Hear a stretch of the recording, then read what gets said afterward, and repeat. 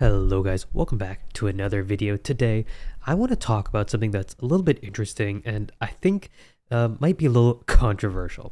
So I'm going to be making the case that I actually think Scarlet and Violet as a whole and as a block is honestly probably going to be better than the Mega Evolution block and might even end up being better than the Sword and Shield block or even the Sun and Moon block.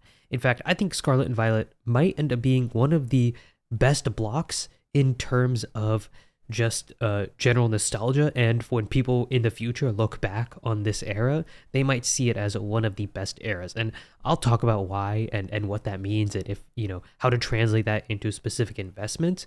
But first, let's just kind of quickly dive into the current mega era sets. Now, I'm not saying that these mega sets are bad at all. Obviously, when you have illustration rares and you have special illustration rares, that's huge. Like, those are gonna always make a set good. I think the level and quality of a set of modern sets, it's like at a floor value because they've added these new kind of rarities that are so cool. Plus, you have the gold cards, obviously, but Phantasmal Flames obviously is going to be a really, really good set into the future. One of the best Charizard sets going to the future, better than Obsidian Flames, in my opinion, just in terms of a actual Charizard chase. Yes, a lot of the lower tier cards aren't as good. Mega Sharpedo and Lopunny, not really pulling their weight. Dawn SIR, not huge. You have a Piplup and Meowth IR, but they're all right. I think this will do decent in the long term, like Obsidian Flames, but it's not really my number one pick. I also would not be recommending buying a ton of like booster boxes right now, just because I do think it's going to actually drop even further, especially if we're seeing what happened with the enhanced booster box of Mega Evolution. But I think for the Phantasmal Flames, booster box, you can find this locally for around 230-ish, 200. Obviously, it's a staggered release, just like the Mega Evolution base. So I think this is probably going to drop even further. So I would hold off for now if you think about buying into Phantasmal Flames right now. But the Pokemon Center, ETB, not a bad time to buy in my opinion. You can find these locally for 200 all day. I actually picked one up for 200 myself. And obviously, I need it for my PC ETB collection. But as I've said many times before, PC ETBs are a great buy. Now going on to Mega Evolution base, it's seeing all-time lows right now, and it's a very, very good set. Plus, you get the Bulbasaur promo inside of it, which is already $17. So that is kind of decreasing the box price a little bit to, what is that, like $217, right? Which is immediately not a bad price at all. For a modern booster box, enhanced booster box, when everything is being scalped and everything is over MSRP. Crazy that that's a good price for a booster box. By the way, I still can't believe that. But hey, it is what it is. The market is what it is. I could see this dropping even further if we get more reprints coming into 2026. It does seem like Pokemon is increasing the print capacity. So I wouldn't be surprised if we get even more into the market. But as I always say, dollar cost average. If you buy one now, just be ready to buy another one if it reaches like 190. If it ever does dip to like 160, 190, you should always be prepared to buy them. In fact, if it dips that low, I'd probably end up picking up a case. But yeah, I think Mega Evolution is going to be a good era. Like, don't get me wrong, this is a very strong set. It has a lot of big chase cards. But the reason I think Scarlet and Violet is actually going to be better in terms of a whole era perspective is because just purely due to the sales volumes of the video games. I know a lot of people in the TCG, they have a very different view on the Pokemon landscape and just general like IP compared to people who play the games. If you're in the video game community at all, you know that a lot of people are not a fan at how much fan service big name Pokemon like Charizard and Pikachu get. People want to see new Pokemon. They want to see new forms of old Pokemon. And a lot of people are just tired of seeing Charizard over and over again. Meanwhile, when I come to the TCG, I feel like everyone here, they only care about Charizard. They only care about Pikachu. If it's a new Pokemon, they're like, yuck, get that out of my face. It's so funny seeing the two communities just kind of diverge completely on that subject. But I think it just shows you, the kind of difference of opinion that comes there. But nonetheless, you can see Scarlet and Violet are literally the number 2 best-selling Pokemon games of all time. Now, in comparison, X and Y, which is where Mega Evolutions first came and appeared, is only 6th place.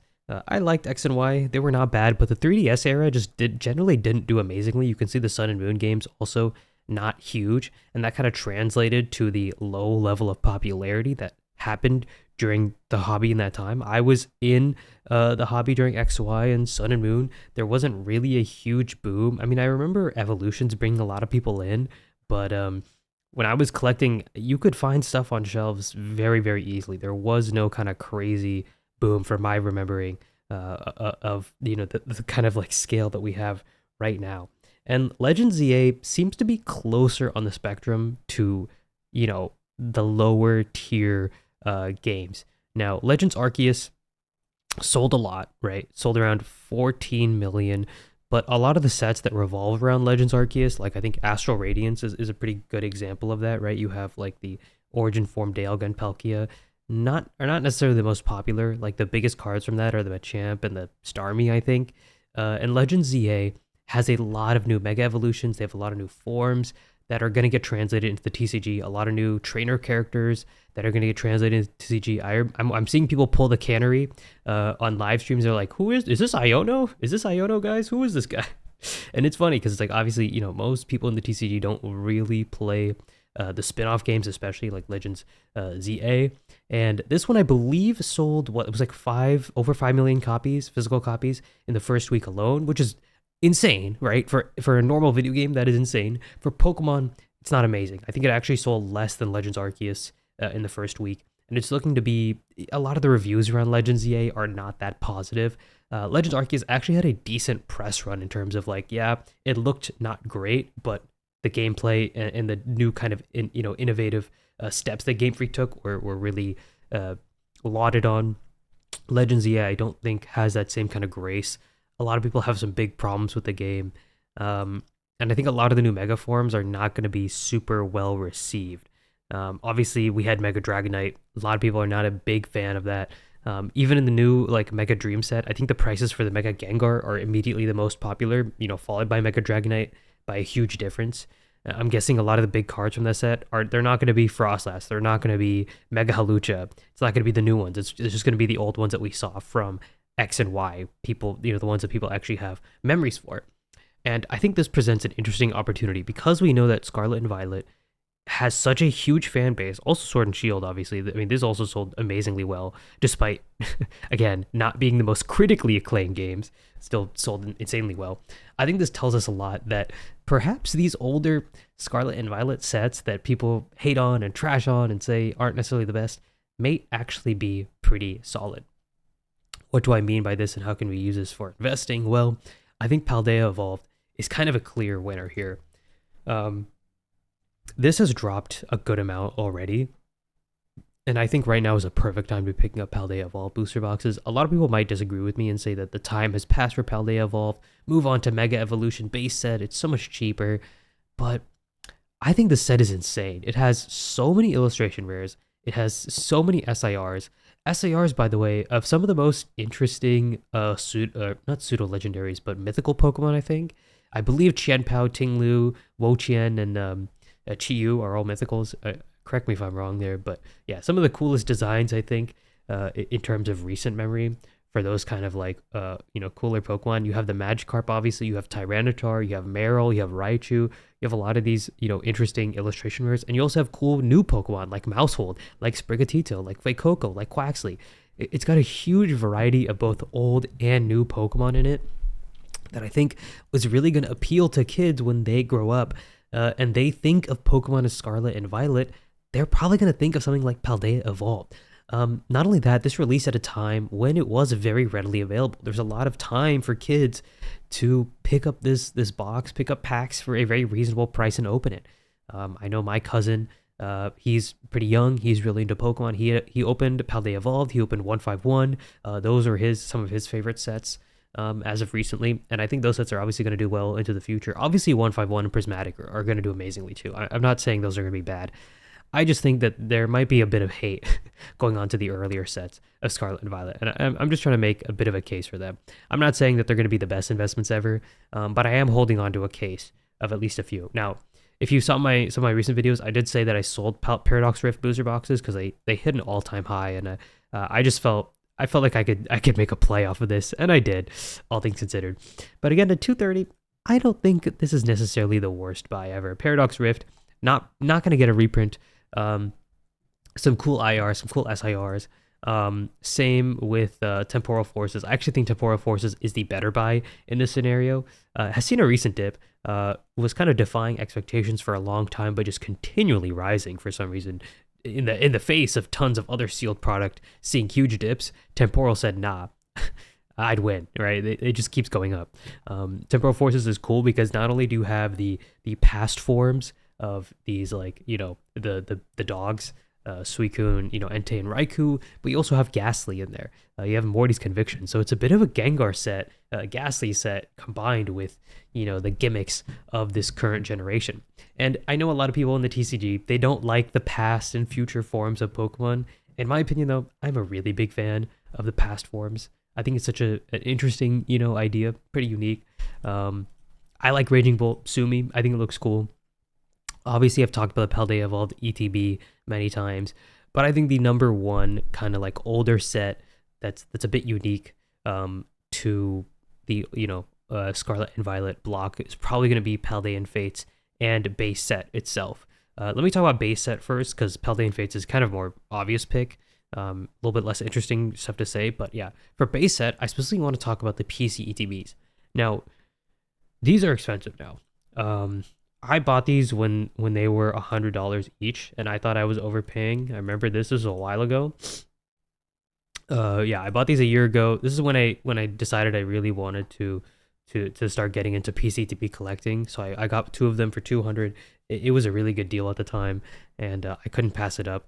And because these are so hard to find, the prices have just been moving an insane amount. I mean, they're already 350 each. If you don't really know, these are the first PCTBs ever to have the exclusive Pokemon stamped promo. Not only that, the first print waves of these original kind of PCTBs was super limited. It's very, very hard to find these. There's only 3 pages of listings, and by the end of the first page, we're already jumping up to 340. You can get them for around 300 right now. Same for the other Pokemon Center ETBs. You can see, towards the end of the first page, we get to around 330, 340. In a 10, I believe these promos are also pretty expensive. I tried grading the Koraidon PCTB promo, got an 8. Never going to try the PCTB promo. I can never get 10s with them. It's so hard. But yeah, I think these boxes are going to do great. And that's going to apply to a lot of other PCTBs from the earlier sets. Temporal Force, wow, I'm surprised it's already so expensive. I remember this being MSRP just a few months ago, I swear. But yeah, Temporal Force is obviously going to be hard to get the Pokemon Center ETBs of these in the future. Same with Paradox Rifts. So like obviously you can see, a lot of the big PC ETBs like Paldea Evolved, Obsidian Flames, these have promos people really want. But in terms of exclusivity, I still think that Paradox Rift PC ETBs are not actually a bad buy, just considering how rare they are. Temporal Forces again. And you might be saying, oh, who's really going to buy PCTBs? The liquidity might be bad. And I'm not going to disagree with you on those kind of issues. It is very much a collector's item. It's probably going to be a little bit harder to sell, in my opinion. But I think everything has a market in, such a huge, wide market like Pokemon, right? When you have this many kind of buyers and sellers, someone is going to want this in the future. If someone wants a full PCTB collection, they're going to need this to complete it. There is going to be some level of demand for it. Maybe they aren't the best looking PCTBs. Maybe they don't have the most popular Pokemon, but the exclusivity of it alone, I think, adds a lot to the value. I mean, just look at Dragon Majesty ETBs, right? Those are like near $700, and it has a Naganadel on the ETB cover. I know the majority of you watching this don't even know what that Pokemon is, okay? So scarcity matters a lot when it comes to determining price. Moving on to Paldean Fates, because I truly do think that's going to be one of the best sets of the coming era. The reason that I kind of put it in the Scarlet and Violet quote-unquote early era block, or I was trying to define it in that way, is just because it does have a lot of the earlier like baby shinies and some new shiny Pokemon from the new era. But it also has a good mix of obviously older Pokemon like Mew, Charizard, Gardevoir as the big chases, right? Those are some pretty iconic Pokemon from throughout the eras, and all in their shiny form. Really, really cool. Obviously, the Bubble Mew is very solid, but in terms of the Charizard chase, something I wanted to mention, We've seen shiny Charizard many, many times. Every time there's a shiny set, he's going to appear. So you have, shiny Charizard VMAX from Shining Fates. You have Radiant Charizard from Crown Zenith. There's many instances, right, of Charizard being shiny. But the only time we've seen Charizard's type change was the Gold Star Charizard a long time ago. And look, I agree, Delta Species and Gold Stars were a very unique era for Pokemon, but I don't know. It feels interesting that we're getting a not necessarily a callback, but almost a similar thing with the Terra hats, changing the type of the Pokemon, like the Dark Charizard. Plus, the art just looks so sick in this. I mean, tell me that doesn't look amazing. I know right now a lot of people are not a big fan of the hats, but I think cards like this, cards like the Greninja EX with the fighting hat, might actually end up resonating a lot with kids in the future, especially since, again, Scarlet and Violet was the second best-selling game of all time. And I actually don't doubt that the next Pokemon game, whatever Gen 10 is going to be, is probably going to be up here too. A lot of people are going to probably hate on the first couple of base sets or whatever sets come out. They're going to be pretty fun to open for people who play the games and are into the new Pokemon. And then eventually when those kids grow up, they'll end up doing well. Now, there is a bit of a counter to this, and that I know a lot of people will probably bring up, and it's that, base sets of other Pokemon, eras, don't necessarily do well, right? Like X and Y, Sun and Moon, those base sets, they're just not looked upon as amazingly. And that is absolutely fair, but I think part of it is that, I don't know, in my eyes, Scarlet and Violet feels a little bit unique because it introduced so many new things.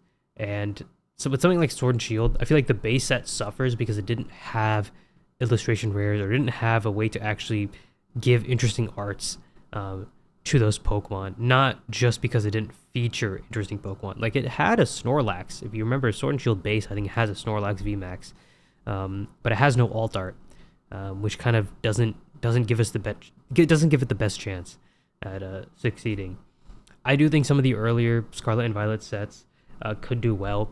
Am I buying a case of Scarlet and Violet base? No, not really. I don't think that set is amazing necessarily, but I do think certain sets that have a mixture of both new and old, that kind of toe the line, and have some interesting callbacks while also maintaining a lot of the stuff that is new right now but will eventually be nostalgic for future kids, has a chance of doing really well, especially since they're represented in such a cool way with SIRs and IRs. But yeah, I'm curious to see how these do in the future. Obviously, things like 151, Prismatic, Destined Rivals, they're going to do amazingly well because the people with money right now are nostalgic for those kind of Pokemon and those kind of eras. But you do want to think ahead, I guess, kind of, and what are the future generations going to want to collect? Is it going to be Destined Rivals? Is it going to be Giovanni's Mewtwo when they haven't really played Red and Blue? Or is it going to be something like a Paldea Evolved booster box? I don't know. Perhaps the whales in the future are simply going to be the same whales that we have now that are still nostalgic over Gen 1. And, maybe Destined Rivals will still command the highest premium. I don't really know. But I just want to make the case that maybe you shouldn't ignore all of these earlier base sets. Or not base sets, but you shouldn't ignore all of these earlier kind of Scarlet and Violet sets. I still think Paldea Evolved is a strong box. Temporal Forces again, Paldean Fates. I think these sets are absolutely amazing. And not to mention, I think PCETBs are a huge change, a huge mix-up that are absolutely going to change the collecting game, sealed collecting game, forever. I mean, I think Pokemon knew what they were doing when they released these. This is inherently for collectors. Pokemon Center ETBs, they're not meant for the casual collector. They are meant for people who want to collect sealed product. It feels so intentional in that sense. But yeah, that's going to be the video. Let me know what you guys think about these earlier Scarlet and Violet sets. Am I yapping? Obviously, most of my position is in Prismatic. It's in, Sword and Shield. It's in, not really these lower tier sets in Scarlet and Violet, but I still believe in them, so I still have some of them.